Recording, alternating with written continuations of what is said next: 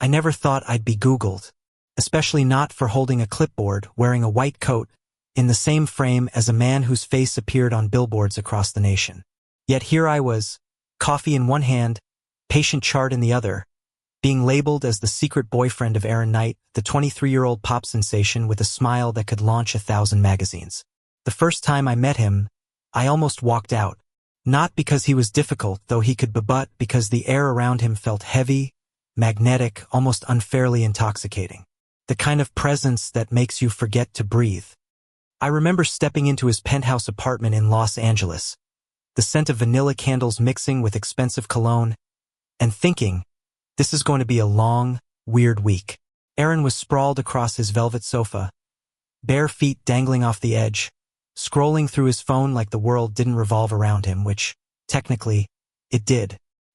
His honey blonde hair caught the sunlight streaming through floor-to-ceiling windows, and his eyes, impossibly blue, glanced up at me with a mix of mild annoyance and curiosity. "You're late," he said, voice smooth and playful. I tried not to notice the way it vibrated somewhere in my chest. "I'm on time," I corrected, which wasn't exactly true. I had been slightly late because I was rehearsing my professional calm in the mirror. He smirked, clearly knowing I was lying. "Right. Dr. What's your name again?" He tilted his head, elbow resting on the back of the sofa, lounging in that way that made him look like he was simultaneously lounging and ruling the world. "Ethan Cross, personal physician," I said, keeping my tone clipped and professional, though my pulse had spiked like a teen sneaking out past curfew. He raised an eyebrow, leaning forward slightly. "Personal physician, huh? Sounds serious." "It's my job to be serious," I muttered, trying not to watch his lips move when he chuckled. A deep, throaty sound that seemed to echo in the too large apartment. I straightened my back, suddenly very interested in the clipboard I held, flipping pages like my life depended on it. That was our first encounter. I thought it would be awkward. I thought I would hate it. Instead, I left feeling like I had just fallen into a trapezoid, impossible trap. Weeks passed, and the rumors started circulating. Not that I paid much attention. My world revolved around checkups, blood work, monitoring stress levels, and ensuring Aaron didn't fall asleep in interviews with his face painted in exhaustion. But suddenly, Instagram and gossip columns started suggesting things that weren't there. Rumor: Aaron Knight's mystery man is his hot doctor. Relationship goals BL. I almost spat out my coffee. My hands shook slightly as I held my phone, reading the caption, and then the comments. Hundreds, thousands, speculating, shipping, assuming. And the worst part? Aaron looked at me later that evening with that mischievous smile and said, "You don't mind, do you?" "Mind what?" I asked, trying not to sound like I was drowning in nerves. "People thinking we're together." "I don't care what people think," I said, though the lie was thin. He laughed, a sound so light and teasing it made me forget my professionalism for half a second. Good, because I kind of like it. Aaron's life was a whirlwind of flashing lights, screaming fans, and endless schedules. Yet in the private moments, behind closed doors, there was a tenderness that no one ever saw. He would sigh, curling into the sofa like a cat, and I'd hand him water or a blanket, feeling my chest tighten every time our fingers brushed. One night it happened. Not planned, not expected. We were reviewing his medical results, routine blood work. Nothing dramatic, but the air in the penthouse had shifted. He was sitting very close, and when he laughed at something I said, his hand brushed against mine. That single touch ignited something fierce and undeniable. My heart raced, my brain scrambled, and I had to remind myself to breathe. "Ethan," he murmured, just a whisper, leaning closer. His eyes searched mine, blue and desperate and playful all at once. I stumbled, which is unprofessional, unthinkable, and yet entirely me in that moment. He smiled softly, and I swear the world slowed down. "It's okay," he said, resting his forehead lightly against mine. "I'm not asking for anything. Just you being here is enough." It was a moment of vulnerability I never expected from someone whose entire life was public spectacle. I wanted to memorize it, frame it, Keep it hidden in my chest forever. Days blurred into a rhythm. Doctor appointments mixed with music videos, late-night rehearsals, and moments in between that belonged solely to us. I started noticing little things, the way he hummed while checking his phone, the way his hand would lightly graze my arm as if by accident, the way he looked at me like he could see through my carefully constructed professionalism. Then came the night that changed everything. He had a concert in downtown Los Angeles, sold-out crowd, lights blinding, screams deafening. I waited backstage, heart hammering in a rhythm I couldn't control. He emerged, dressed in glittering silver, hair tousled perfectly, eyes scanning for me in the crowd of staff. When our gazes locked, the world around us melted away. After the show, he pulled me into a quiet dressing room. The door clicked shut, and suddenly we were alone, hidden from the world that demanded so much from him.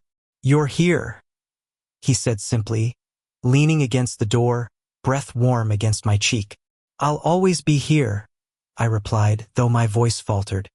The air felt heavy with tension, and for the first time, I allowed myself to admit the truth. I wanted him. All of him. He stepped closer, until I could feel the heat radiating off his skin. "You do realize," he whispered, "that everyone thinks we're already together?" "I know," I said, and truthfully, I didn't care anymore. His smile was soft, almost vulnerable, and he reached up to brush a lock of hair from my forehead. "Then maybe we should give them something to talk about." It was a line full of mischief and longing, and before I could respond, his lips found mine. Gentle at first, tentative, testing boundaries, and then firmer, claiming a space that had been unspoken for weeks. I froze, then melted, surrendering to the warmth, the closeness, the undeniable connection. For a moment, there was no doctor, no celebrity, no rumors. There was just Aaron and just me. The next morning, reality hit. Aaron was sprawled across his sofa again, this time smiling lazily, shirt half unbuttoned, hair a mess. He looked like he belonged in a magazine cover, and yet, somehow, he belonged in my arms. "Morning," he murmured, voice low and intimate, stretching his arms above his head. "Morning," I replied, feeling a blush creep across my face. I wanted to tease him, scold him, anything to mask the flutter in my chest, but words felt useless.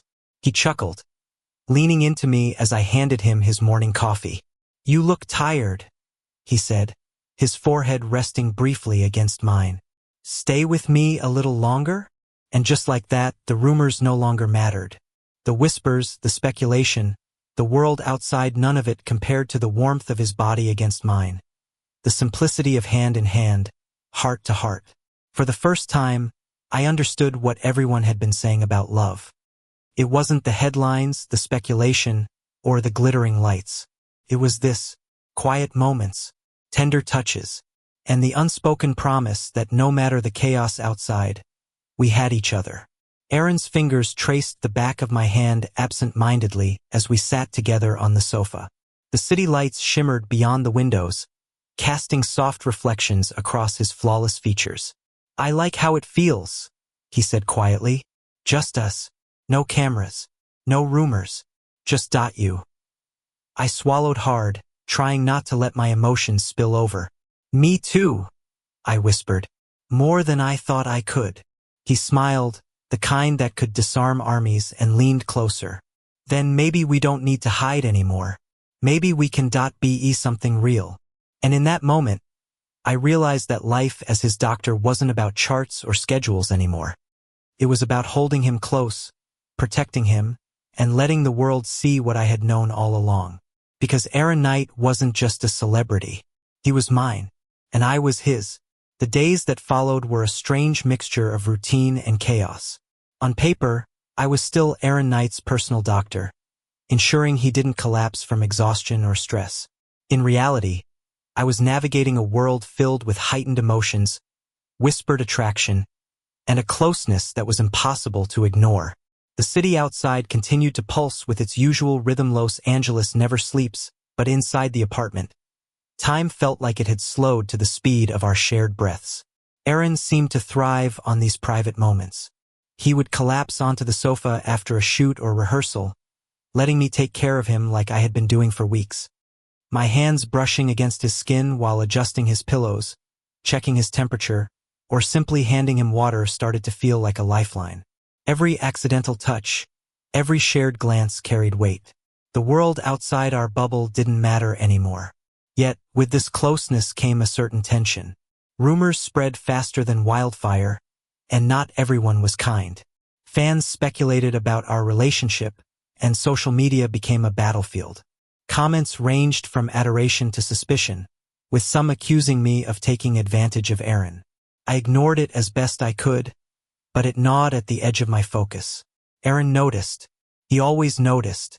"You're thinking too much," he said one night, leaning against my shoulder as we watched the city lights glitter beyond the floor-to-ceiling windows. His scent, a mix of cologne and something uniquely him, wrapped around me. "They can talk. We know the truth, right?" I nodded, but my mind couldn't help but wander. Omegaverse dynamics made this complicated. Was an Omega, vulnerable to the world in ways I, as his alpha doctor, couldn't ignore. And yet, I couldn't deny the surge of possessiveness and protectiveness that welled up inside me every time someone's gaze lingered too long on him. "I know," I whispered, trying to steady my voice, "but sometimes I can't help it." He tilted his head, looking at me with a soft, mischievous smile. "Then maybe I need to remind you who I belong to." Before I could respond, he pressed his lips to mine. Gentle at first, then more insistent, a mix of teasing and need that made my knees weaken. It was both intimate and possessive, the kind of touch that spoke volumes without words. I felt my alpha instincts stir, a rush of desire and protection that left me trembling. The rumors escalated, and one evening, a paparazzi scandal exploded. Photos of Aaron and me leaving a medical office together, our fingers brushing in the most innocent way, or so we thought, were splashed across tabloid headlines. Fans debated whether it was staged, a PR move, or real. The comments section became a frenzy of love, hate, and obsession. Aaron didn't panic. Not outwardly. He leaned against me, exhaling slowly, letting the tension dissipate in his calming presence. "Looks like the world thinks we're serious," he murmured, resting his forehead against mine. I swallowed hard. "It's intense. People can be cruel." He tilted my chin up, forcing me to meet his eyes. "Let them be cruel. We have something they don't. Something real." The words sent shivers down my spine. The combination of vulnerability and confidence in his gaze was intoxicating. I wanted to tell him how much I felt, how desperately I wanted to claim him in every possible way, but I restrained myself. Being his doctor complicated things. We had to navigate the line between professional duty and undeniable chemistry. A few days later, Aaron fell ill. Not serious, but enough to worry me. Fevers, chills, exhaustion, the symptoms that made him even more fragile than usual. I stayed by his side, monitoring his temperature, making him tea, ensuring he didn't push himself too hard. "It's nothing," he protested, trying to sit up despite his weakness. "I've handled worse." "Not when it comes to you," I said firmly, catching his hand before he could move. The intensity in my gaze made him pause. He looked at me, really looked, and for the first time I saw fun it for himself, but for what might happen between us if something went wrong. "I'll take care of you," I whispered. "No exceptions." He gave a small, grateful smile, curling into the warmth of my arms. The room was quiet except for the soft hum of the city outside. For the first time, the walls of the penthouse didn't feel like boundaries, they felt protective, shielding us from the chaos beyond. That night, Aaron shifted closer to me as I checked his vitals. The heat radiating from his body, mixed with his soft scent, overwhelmed my control. His Omega instincts, usually hidden in public, were on full display. I felt the pull, the connection, stronger than anything I had ever experienced. "You don't need to hide from me," I murmured, brushing his hair back from his forehead. "Not ever." His lips curved into a faint, tender smile. "I'm not hiding, just testing how much you really care." The statement made my chest tighten. Testing? He wanted reassurance? Without thinking, I leaned forward and kissed him again, longer, more desperate, as if the kiss could tell him everything I couldn't put into words. His fingers tangled in my hair, holding me close, and the world outside ceased to exist. As the days turned into weeks, our bond grew stronger.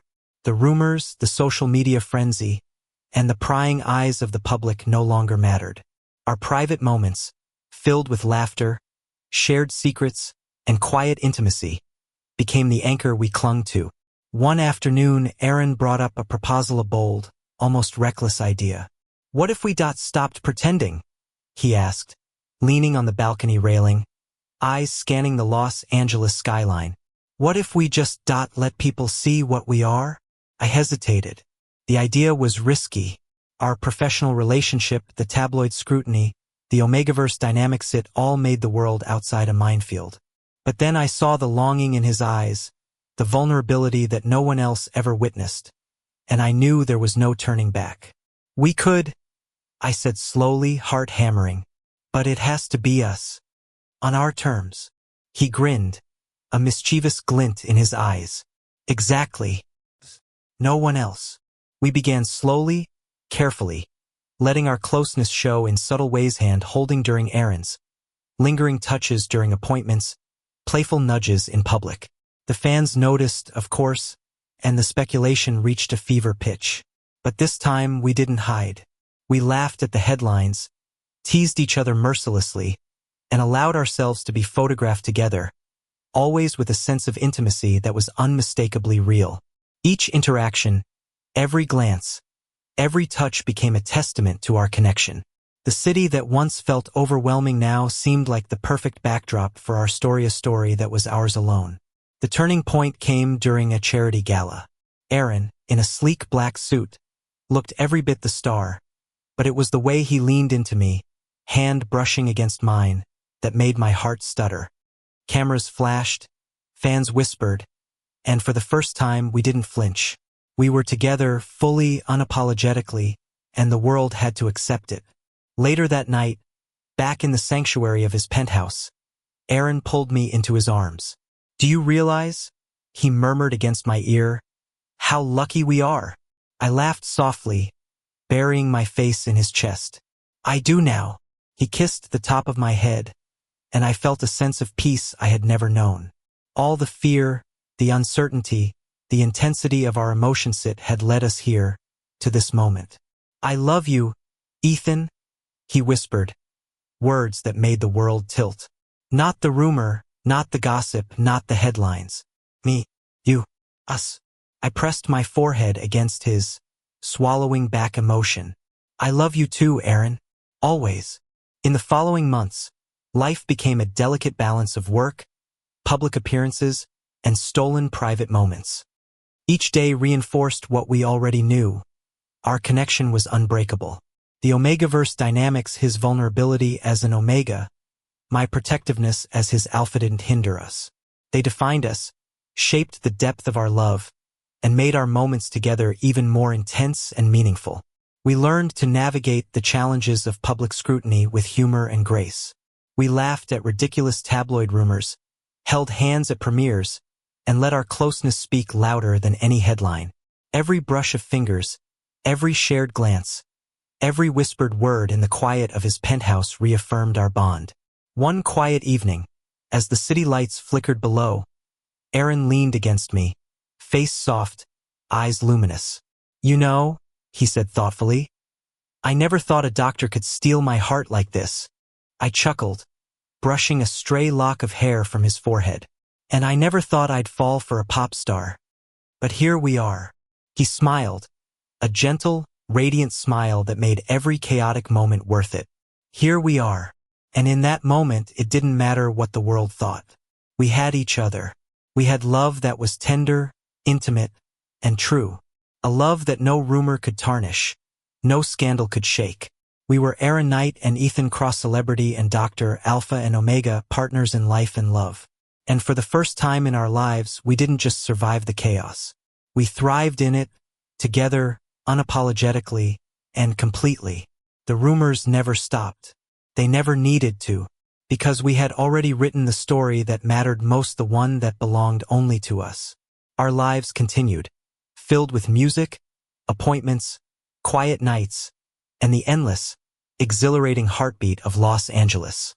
And always, at the center of it all, was the undeniable, unbreakable, and endlessly tender love between two young men who found each other amidst the chaos, who clung to each other when the world pushed back, and who learned that the greatest happiness comes from embracing your heart's truth.